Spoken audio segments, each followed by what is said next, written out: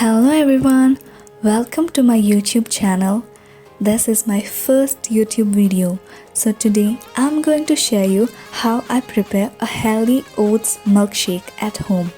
Firstly, take a bowl, add few cashew nuts and badam in it.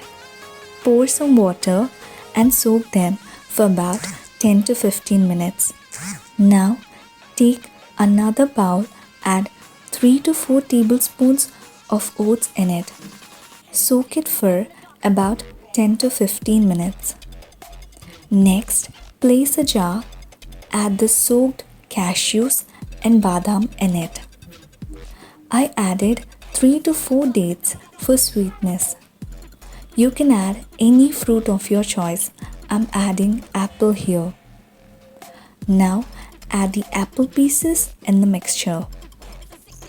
Let's add the soaked oats along with water into the jar.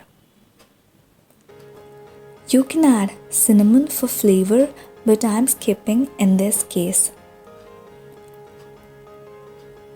Now place the jar in the mixture, add some milk to it for a smoothie-like texture. Now grind them fully until it turned into a thick consistency.